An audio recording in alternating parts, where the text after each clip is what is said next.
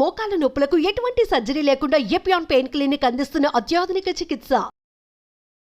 నమస్తే రమగారు. నమస్తే జయ. రమగారు, ఉదయం లేవగానే చేయాల్సిన పనులంటే ఏముంటాయండి? బోల్డు చాలానా? ఇంట్లో పనులు కాకుండా అంటే ఆ రోజంతా సక్రమంగా జరగాలి, ఎటువంటి ఇబ్బందులు లేకుండా ఉండాలి అన్నప్పుడు మంచం మీద నుంచే మనం ఏదైనా దైవనామ స్మరణ కానీ అలాంటివి ఏమైనా ఉంటాయా? మామూలుగా పొద్దున్నే చెప్తారు జయ, అరచేతుల్లో శ్రీరామ రాసుకోండి, అరచేతులు చూసుకోండి, పొద్దున్నే అద్దాలు అవి చూడబోకండి, మన చేతులు చూసుకుని లేస్తే మంచిది అని మామూలుగా చెప్తారు. కరాగ్రే వసతే లక్ష్మి, కరమధ్యే సరస్వతి, కరమూలేతు గోవింద, ప్రభాతే కరదర్శనం అని. లేవగానే చేతులు చూసుకోవాలి. ఎలాగంటే మనం రాత్రంతా పడుకుంటాం, లేవగానే చేతులు ఇలా రబ్ చేసి ఒకసారి మొహం అద్దుకుని, అంటే మనం వెచ్చ చేసుకోవటం, తర్వాత చేతులు చూసి లేస్తే మంచిది అని చెప్తారు. మరి ఎందుకు ఇది చెప్పబడిందంటే తొలి కాలం నుంచి ఇదే పద్ధతి. ప్రభాతే కరదర్శనం అనేది అందరూ చెప్పేదే. ఈ శ్రీరామ రాసుకోవటం, ఓంకారం చుట్టుకోవటం, చేతులు శ్రీరామ రాసుకొని కుడి చేత్తో ఎడం చేతిలో రాసుకోవటం, ఓ మాట చూసి దాని కళ్ళకు అద్దుకుని దిగే అలవాటు కొంతమందికి ఉంటుంది. ఓకే. నిద్ర లేవగానే భగవన్నామస్మరణ. భగవంతుడు ఇచ్చిన ఈ జీవితాన్ని, మన చేతులే కదా మన జీవితం. అవును అవును. దాన్ని ఒకసారి చూసుకుని మొదలు పెట్టుకోవటం. అయితే ఈ రోజంతా పాజిటివ్గా ఉండాలి, రోజంతా మనకు పనులు అవ్వాలి అంటే ఎలా అవుతాయి జయ? చెప్పు. జీవితం పడుగు పేక అన్నారు కదా. ఒక నిలువుదారం ఉంటే ఒక అడ్డదారం ఉంటుంది ఖచ్చితంగా. ఒక వస్త్రం తయారవ్వాలంటే కొన్ని నిలువుదారాలు కొన్ని అడ్డదారాలు ఇట్లా కలయికే క్లాత్. అవును. మన జీవితంలో కూడా కొన్ని ప్లస్లు కొన్ని మైనస్లు కలవటమే మన జీవితం. ఒకరోజు లేటుగా లేస్తాం, ఓ రోజు బద్ధకంగా లేస్తాం, ఓ రోజు విసగడతో లేస్తాం, తెల్లవారే ఏదో పగిలిపోయిన సౌండ్తో మెలకు వస్తుంది. చేయాల్సిన పనుల లిస్ట్ ఉంటుంది, మనతో పాటు ఆ పనులలో పాలు పంచుకోవాలనే వాళ్ళు రాకపోవచ్చు, వాళ్ళకేం ప్రాబ్లమ్స్ వస్తాయో. ప్రతిరోజు ఒకేలా ఉంటే ఏం బాగుంటుంది?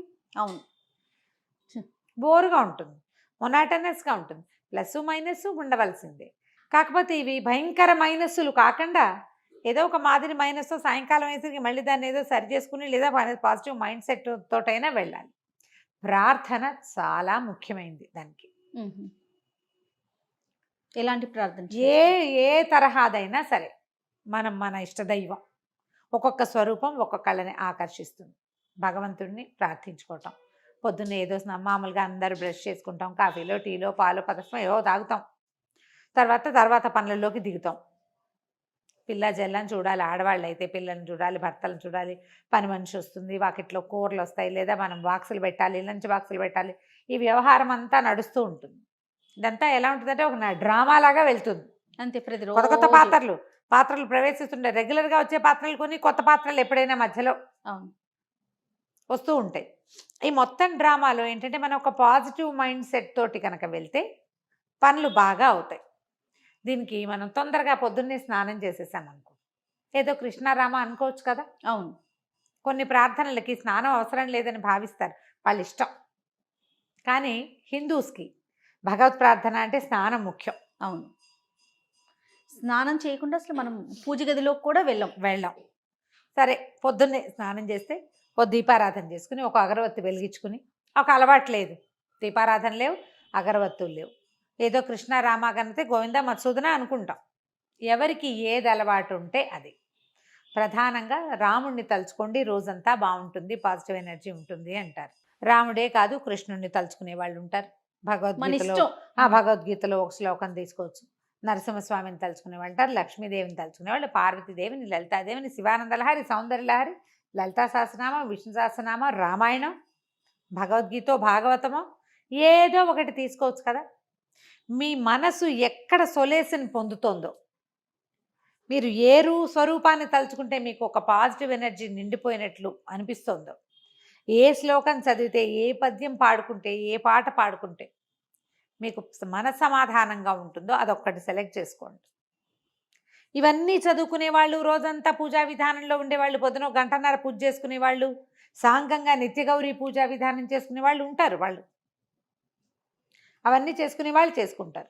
చేసుకోలేని వాళ్ళు ఏదైనా ఒక్క శ్లోకం తీసుకోండి. ఈ శ్లోకాలకి పెద్దది తీసుకున్నాం అనుకోండి, చదవలేకపోతారు. చిన్న శ్లోకం తీసుకోండి, నెంబర్ ఆఫ్ టైమ్స్ చదవండి. ప్రఖ్యాతమైన శ్లోకాలు తీసుకుంటే తప్పులు పడకుండా ఉంటాయి. అంటే ఇప్పుడు మీరు అవన్నీ చేసేవాళ్ళు సరే మీరు ఇలా చెప్తున్నారు కదా, కొంతమంది నెగిటివ్ గా రెస్పాండ్ అవుతున్నారు రమ్మగారు. నేను అంటాను చేయగలిగితే గంటల తరబడి పూజ చేసుకుంటాం, లేకపోయినా ఏదో ఒక శ్లోకం తీసుకుని చేసుకోవచ్చు. ఇక్కడ ఒక చిన్న విషయం ఉంది రమ్మగారు, మీ మాటలు కానీ మీరు చెప్పే విధానం ఎలా ఉంటుందంటే ఈ జనరేషన్కి తగినట్టుగా ప్రస్తుతం ఉన్న కాలానికి అనుగుణంగా మీరు చెప్తారు. ఇదే చేయాలి, ఇది చేస్తేనే మనకు బ్రహ్మాండం బద్దలైపోతుంది లాగా కాకుండా మీకు ఏది దొరికితే చేస్తే సంతోషం, చేయకపోతే మీరు ఏది చేయగలరో ఎంతవరకు చేయగలరో నియమంతో నిబద్ధతతో చేయమని చెప్తారు కదా. నేను లాస్ట్ టైం మనం ఒక వీడియో చేసాం రమ్మగారు బ్రహ్మముహూర్తం గురించి, దాంట్లో కూడా మీరు మాట్లాడారు మనం చేయగలిగితే చాలా సంతోషం, చేయలేకపోతే దానికి ఒక పరిష్కారం కింద మాట్లాడారు కదా. అట్లా ఎట్లా చెప్తారు? బ్రహ్మముహూర్తం అనేది చాలా విలువైంది కదా. నేను కొన్ని కామెంట్స్ కూడా చూశానండి, మీతో డిస్కస్ చేద్దాం అనుకున్న సందర్భంలో అడుగుతూ ఉన్నాను అనమాట. ఇప్పుడు చేయలేరు చేయగలరు రెండు కోణాలు ఉంటాయి కదండి. అంటే ఇప్పుడు ప్రతిసారి జయ మీరు నెగిటివ్ పార్టే విని మీకు కోపం వచ్చింది అనుకో, మీరు పాజిటివ్ పార్ట్ వినరు.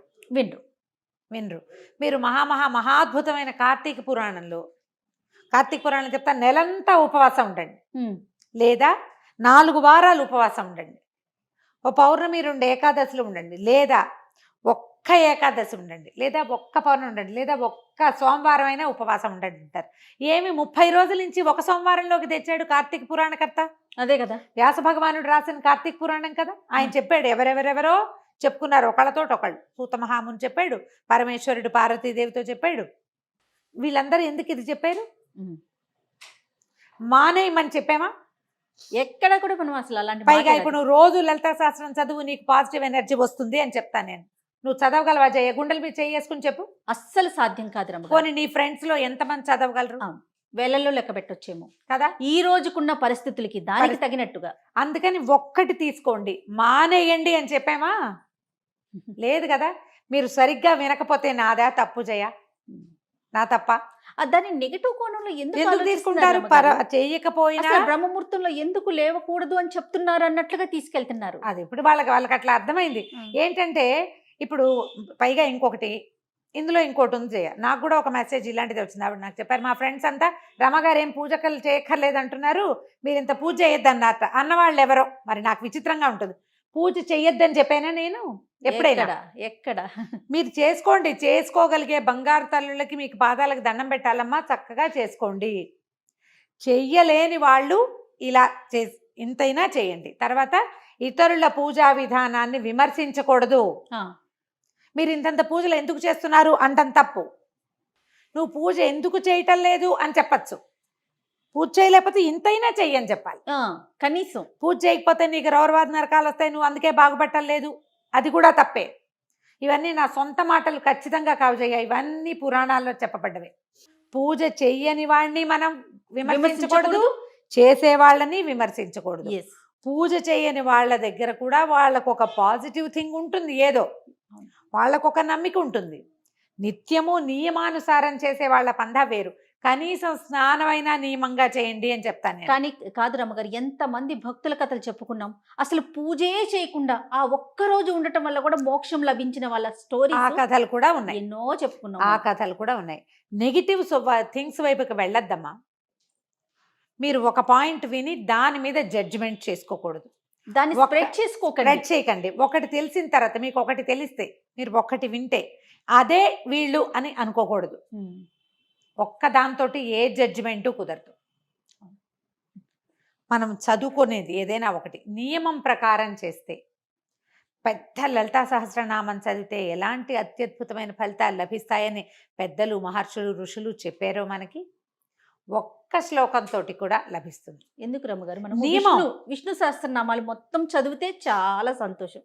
చదవలేకపోతే శ్రీరామ రామ రామేతి చదువుకోమంటారు, అంతే కదా. అదైనా చదువు నువ్వు కనీసం నియమంతో.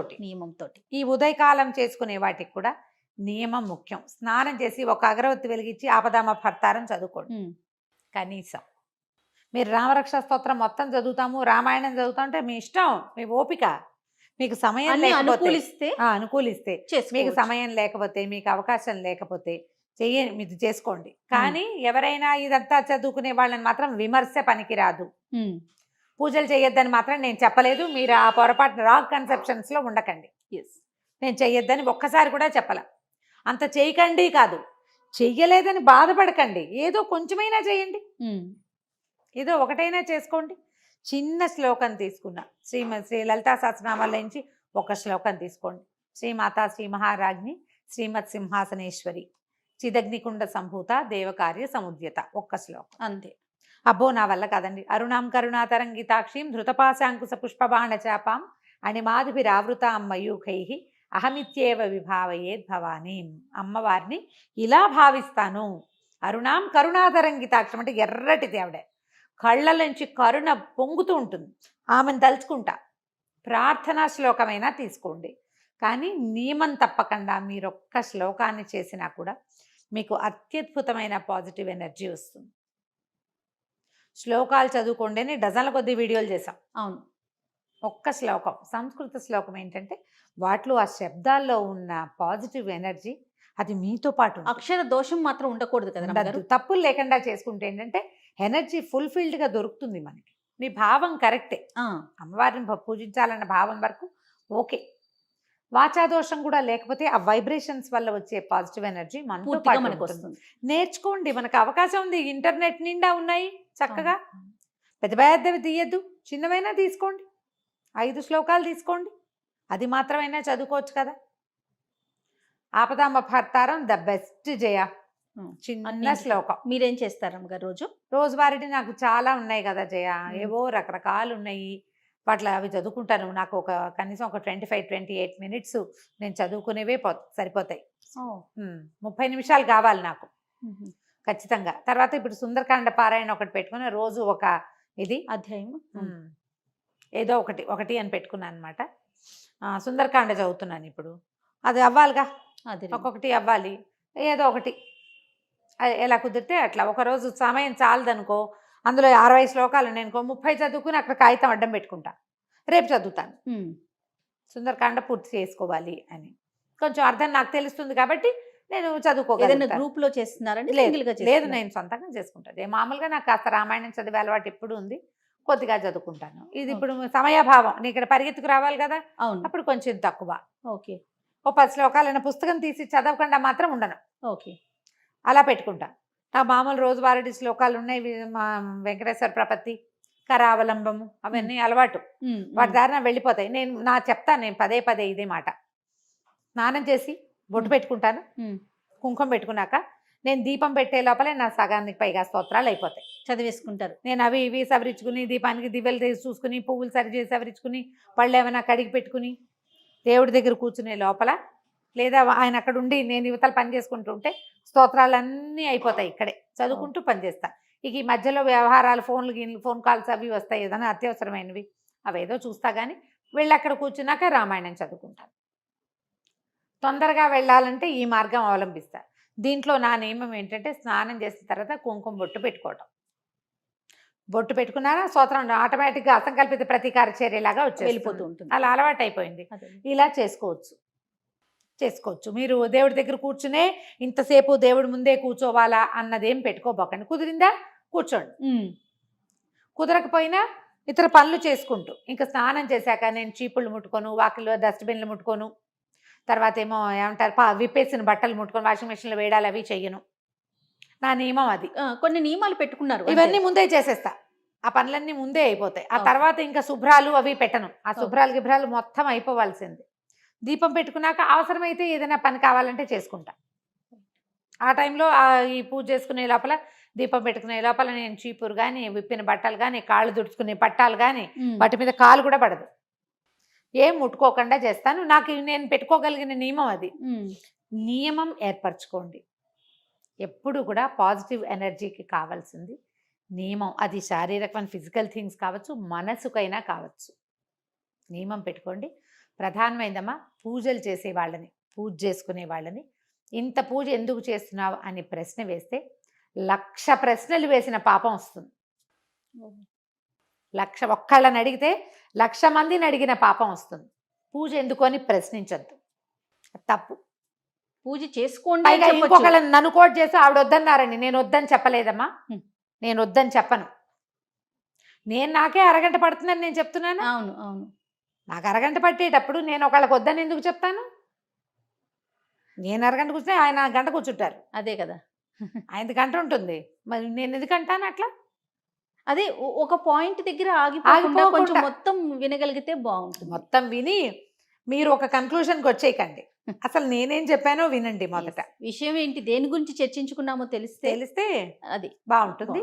ఆపదామపహర్తారం తీసుకోండి. పెద్ద మంత్రాలు శ్లోకాలు రాని వాళ్ళు స్నానం చేసి దేవతార్చన ఒక దీపారాధన పెట్టుకోనో లేదా ఒక అగరబత్తి వెలిగించుకుని 2 పువ్వులు దేవుడి దగ్గర పెట్టి ఆపదామపహర్తారం శ్లోకాన్ని మీరు 11 సార్లు కూడా చదువుకోవచ్చు.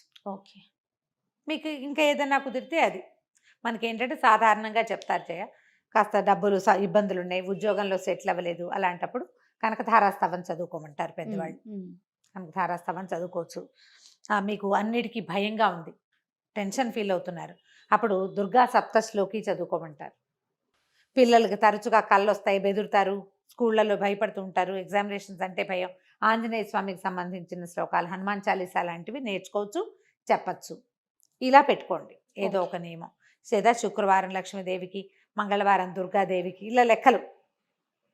ఇలా సోమవారం శివుడు, మంగళవారం దుర్గాదేవి, బుధవారం వినాయకుడు, ఓకే, గురువారం దత్తాత్రేయ స్వామికి సంబంధించినవి ఏదైనా, శుక్రవారం లక్ష్మీదేవికి సంబంధించింది, శనివారం వెంకటేశ్వర స్వామి, ఆదివారం సూర్యుడు. ఇలా పెట్టుకునైనా చదువుకోవచ్చు. వీటన్నిటికీ మళ్ళీ పెద్ద పెద్ద స్తోత్రాలే అక్కర్లేదు. శ్లోకాలు ఒక్క శ్లోకం తీసుకున్నా ఆ రోజంతా అది మనన చేసుకోండి. ఖాళీగా ఉన్నప్పుడు మీకు పాజిటివ్ ఎనర్జీ మీతో పాటే ఉంటుంది. తప్పకుండా అండి. నమస్తే. నమస్తే.